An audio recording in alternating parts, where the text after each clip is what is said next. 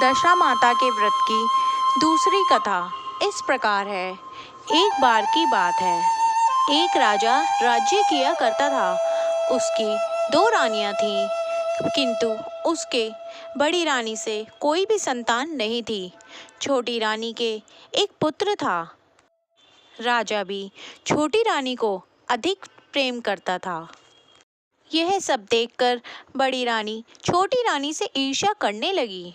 मन में ईर्ष्या के चलते बड़ी रानी ने छोटी रानी के पुत्र को यानी राजकुमार को मारने की कोशिश करी।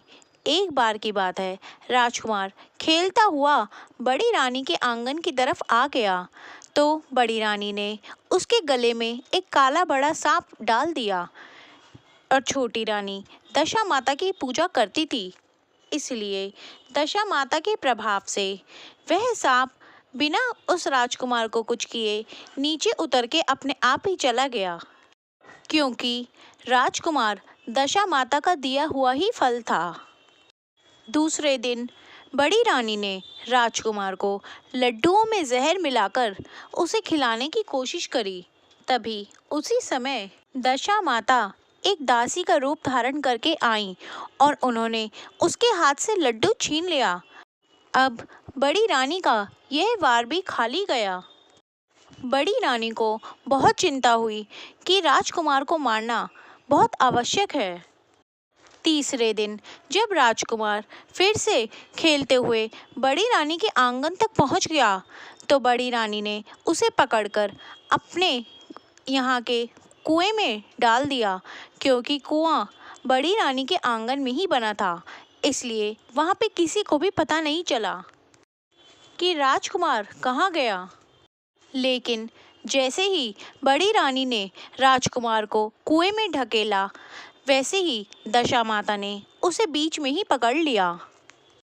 इधर दोपहर हो गई। इधर छोटी रानी और राजा को अपने पुत्र की बहुत चिंता सताने लगी। दूसरी ओर दशा माता को भी बहुत चिंता हुई कि राजकुमार को किस तरह उसके माता पिता के पास पहुंचाया जाए। राजा और छोटी रानी पुत्र शोक में विलीन होकर रोने लग गए। सब तरफ उदासी छा गई। इसके बाद दशा माता एक भिखारन का रूप धारण करके अपने सीने से राजकुमार को लगाए हुए और उसे कंबल में लपेटकर वह महल के द्वार तक पहुंची और भिक्षा मांगने लगी। तभी महल पर खड़े हुए एक सिपाही ने उनसे कहा कि अरे माई, तुम्हें भिक्षा की पड़ी है, यहाँ पर राजकुमार खो गया है, सब शोक में विलीन है।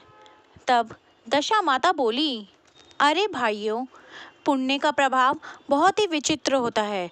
अगर मुझे भिक्षा मिल जाए तो क्या पता तुम्हारा खोया हुआ राजकुमार भी वापस लौट आए। ऐसा सुनकर सिपाहियों ने उन्हें अंदर जाने की इजाज़त दे दी। इसके बाद दशा माता ने अंदर जाकर छोटी रानी के आंगन में राजकुमार को छोड़ दिया। अब वह वापस जाने लगी, परंतु वापस जाते हुए उन्हें पीछे से छोटी रानी ने देख लिया। वह कहने लगी कि रुको, तुम कौन हो?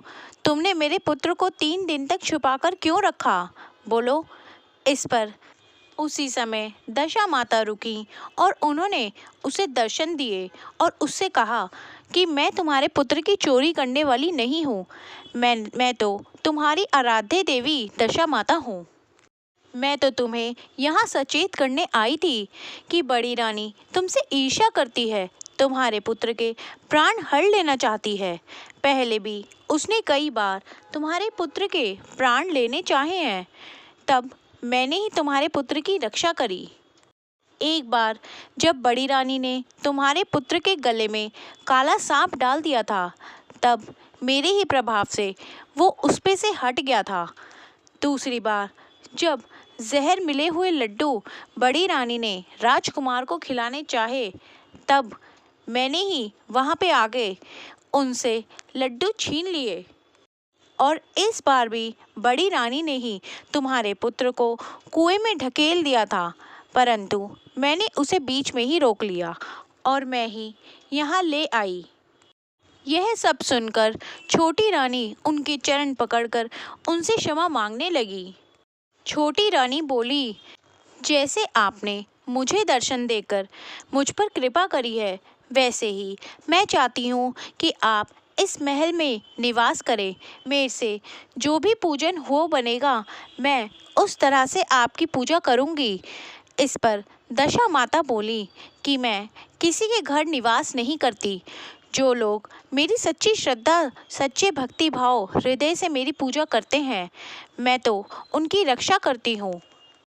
मैंने तुम्हें साक्षात दर्शन दिए हैं, इसलिए तुम सुहागनों को भोजन कराओ, आदर सत्कार के साथ कराओ और साथ ही नगर में ये ढिंढोरा पिटवा दो कि सभी लोग मेरा डोरा लें और मेरा पूजन करें। इतना कहकर ही दशा माता अंतर्ध्यान हो गई। इसके बाद छोटी रानी ने यथाविधि से पूरे आदर सत्कार के साथ सुहागनों को भोजन कराया और साथ ही उपटन से लेकर श्रृंगार का सामान आदि ये सब आभूषण वगैरह उन सबको दिए। सेवा भाव से उन्हें दक्षिणा में जेवर देकर उन्हें विदा किया और साथ ही नगर में यह ढिंढोरा पिटवा दिया कि सभी लोग 9 दिनों तक दशा माता का व्रत पूजन उनका डोरा लेकर करेंगे और 10वें दिन उनका विसर्जन करवा देंगे। तो दोस्तों, ये थी दशा माता की कथा।